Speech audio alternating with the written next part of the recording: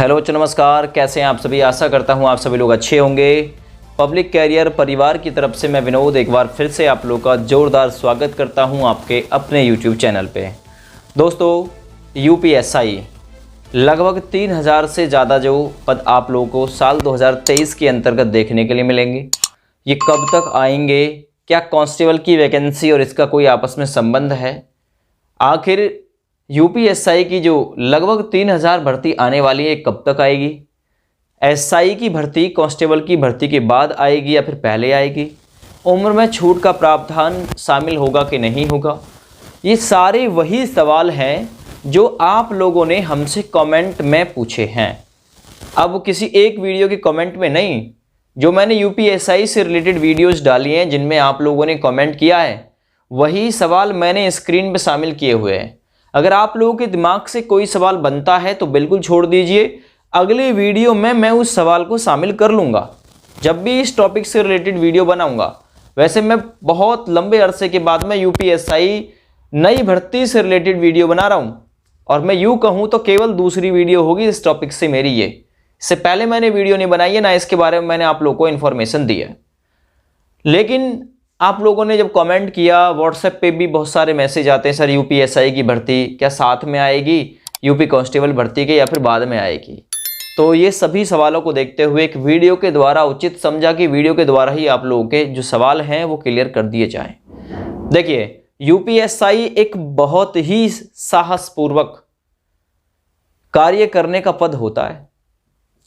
UPSI दरोगा जिसे बोलते हैं ना, दरोगा 2 स्टार, तो ये मौका होता है आप लोगों को लगातार, ये सरकार मौका दे रही है आप लोगों को लगातार 2 स्टार लगाने का अपने कंधे पे। ये एक मौका होता है आप लोगों को लगातार और डायरेक्ट 2 स्टार बनने का, क्योंकि साल 2021 में आई, इसीलिए लगातार बोल रहा हूं, साल 2023 में तो लगातार मौका मिल रहा है आप लोगों को कि सीधे अपने कंधे पे 2 स्टार सजा लो।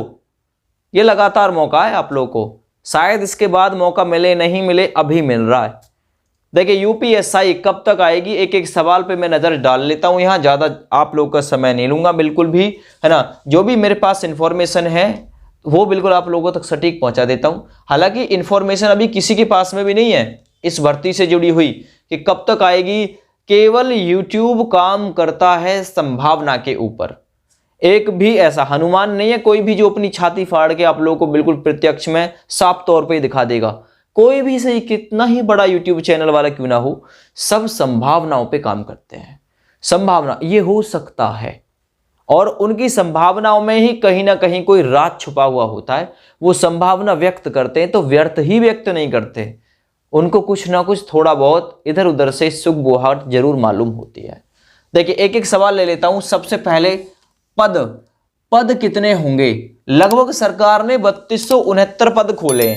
क्या इसमें इंक्रीमेंट देखने को मिलेगा? जितना भर्ती लेट होगी उतना इंक्रीमेंट देखने के लिए मिलता है अब से पहले भी, है ना। 3269 का तो बिगुल ये बजा चुके हैं। आप लोग एफ्रॉक्स में मान के चलिए 3500 के आसपास ये भर्ती, इससे ज्यादा हो सकती है। ये भर्ती 3500 प्लस हो सकती है। ये सोचना आप लोग इस प्रकार से सुनिश्चित कर सकते हैं। ये सोचना आप लोगों का इसलिए सुनिश्चित कर सकते हैं, जायज है, कि जितना लेट हुई है वैकेंसी में कुछ ना कुछ इंक्रीमेंट देखने के लिए मिला। मत भी मिले 3000 तो 3200 तो वैसे भी आ ही रहे, इन्हीं से कोई दिक्कत नहीं है। आगे देखिए, उम्र में छूट, तो देखिए यूपीएसआई की भर्ती साल 2021 में भी आई थी। छूट मिलने के चांस 0% भी नहीं है। मैं कह दूं जी उम्र में छूट मिल जाएगी, आप लोग को बिल्कुल नहीं देंगे। आप लोग को ये उम्र में छूट कांस्टेबल में एक बार के लिए मिल सकती है, लेकिन यूपीएसआई तो 2021 में लाए, अब छूट कहां से देंगे? छूट नहीं मिलेगी दोस्त इसमें आपको।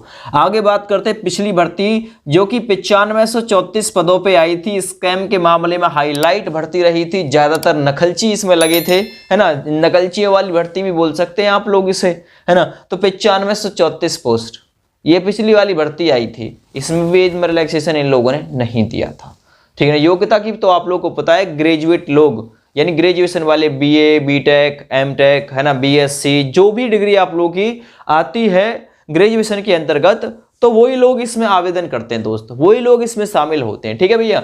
चलिए मैं बात करता हूं प्रक्रिया में क्या बदलाव होगा। कुछ ये भी सवाल पूछा कि सर प्रक्रिया में कितना बदलाव देखने के लिए मिलेगा, तो देखिए मात्र एक ही चीज की प्रक्रिया बदल सकती है, क्या? एक नहीं दो, दूसरी भी बता दूंगा मैं। एक तो इसका जो एग्जाम है अभी तक ऑनलाइन होता था, अब ऑनलाइन होने के बावजूद अब इसमें क्या बदलाव आ सकता है, तो ये एग्जाम आप लोगों को अब की बार हाइब्रिड मोड में देखने के लिए मिल सकता है। सबसे पहला प्रयोग होगा इसका असिस्टेंट ऑपरेटर हेड ऑपरेटर वाली पे हाइब्रिड मोड का।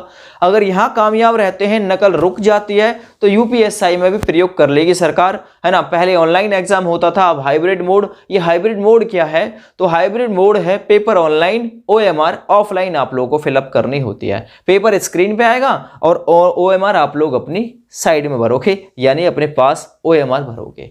तो इस प्रकार नकल पे लगाम लगाई जा सकती है। तो प्रक्रिया में कितना बदलाव, और क्या प्रक्रिया में, देखिए पिछली बार हुआ कुछ ऐसा था, भाई 40-40 सवाल आते हैं, 2 घंटे में आप लोग को 160 सवाल करने होते हैं, पर क्वेश्चन 2.5 नंबर का रहता है, ओवरऑल एग्जाम 400 नंबर का रहता है, कोई नेगेटिव मार्किंग इसमें नहीं रहती। हिंदी, जीके, मैथ और रीजनिंग से आप लोगों को ये टॉपिक्स ऐसे हैं जहां से पूछे जाते हैं क्वेश्चन। दूसरा, पिछली बार क्या हुआ था, जीके का जो पोर्शन था उसमें 24 और 16 का अनुपात दर्शाया था। 24 थे संविधान और धाराओं से, 16 थे स्टैटिक जीके थे, जीके वाले। लेकिन प्रक्रिया में हुआ कुछ ऐसा कि ये 24 की जगह 102 ही हो गई, बाद बाकी स्टैटिक जीके से ही घुमा फिरा के क्वेश्चन पूछ लिया।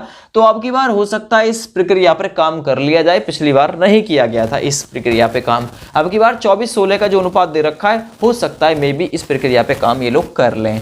पेपर ऑफलाइन या ऑनलाइन, तो मैंने चुना है इसमें hybrid mode. Hybrid mode, online paper, offline OMR. योग्यता की बात करूं तो ग्रेजुएशन चाहिए। उम्र की बात करूं तो यहां 18 से लगभग 28 वर्ष आप लोगों की उम्र जो है वो काउंट की जाती है। ये जनरल कैंडिडेट की बता रहा हूं मैं, इसमें SC ST OBC अपना रिजर्वेशन और ऐड कर लीजिएगा, ठीक है। तो उम्र में छूट मिलना, मुझे नहीं लगता कि उम्र में इसमें कोई छूट मिलेगी। और भर्ती कब तक आएगी, ये सवाल आप लोगों का अब भी रह गया। देखिए भर्ती कब तक आएगी, सबसे पहले आएगी आपकी कांस्टेबल की वैकेंसी, कांस्टेबल की वैकेंसी। और अभी हाल फिलहाल में कांस्टेबल की वैकेंसी का कोई मतलब चर्चा ही नहीं है ना।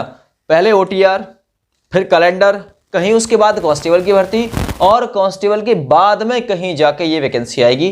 तो इस वैकेंसी के आने के चांस जो बनते हैं, मैं आप लोग को पहले ही क्लियर कर देता हूं। ये फरवरी के एप्रोक्स में कोई महीना होगा, फरवरी, जनवरी, फरवरी, इस साल इस वैकेंसी के आने के चांस बहुत कम हैं। लगभग जनवरी फरवरी का कोई महीना इस वैकेंसी के लिए सूटेबल हो सकता है ना। सरकार ऐसा भी हो सकता है इसे एक साथ ले आए कांस्टेबल वाली वैकेंसी के, लेकिन ज्यादा चांस नहीं है एक साथ आने के इसके और यूपीएसआई और यूपी कांस्टेबल के। ये डिफरेंट में आएंगी, पहले कांस्टेबल की आएगी, बाद में एक आध महीना बाद ये आपकी एसआई की वैकेंसी देखने को मिलेगी आप लोगों को। तो अभी आप लोग यही मान के चलो, अभी तो कोई प्रक्रिया ही नहीं है। ओटीआर सिस्टम प्रणाली लागू करने वाले, ओटीआर के लिए कंपनी का चयन होगा, फिर कंपनी का चयन होने के बाद में फिर वन टाइम रजिस्ट्रेशन आप लोग करोगे, अपनी जानकारी साझा करोगे। जानकारी साझा अब एकाएक तो खत्म नहीं हो जाएगा, कुछ समय तो देंगे, यानी कि अक्टूबर में आप लोग चलो मान के चलिए कंपनी का चयन कर लेते हैं ये लोग, ओटीआर की प्रणाली जो है वो शुरू हो जाती है, ओटीआर सिस्टम जो है रजिस्ट्रेशन जो है वो स्टार्ट हो जाता है। तो लगभग 1 महीना तो कराएंगे ओटीआर, 1 महीना तो करवाएंगे वन टाइम रजिस्ट्रेशन। तो ऐसे में अक्टूबर से नवंबर पार हो जाएगा, और ओटीआर के बाद में पहले कांस्टेबल फिर यूपीएसआई, तो जनवरी तो वैसे ही पहुंच जाएगा इसमें। इस साल आने के चांस ना के बराबर हैं इस वैकेंसी के। आप लोग कहीं पे भी लिख लेना, जो अनुमान मैंने अपना बताया है उसके हिसाब से बता रहा हूं, इस साल इस वैकेंसी के आने के चांस बहुत कम हैं, ना के बराबर हैं। अगर आप लोग संतुष्ट हैं तो इस वीडियो को प्लीज शेयर कर दीजिएगा अपने अपने दोस्तों के पास में। जय हिंद, वंदे मातरम।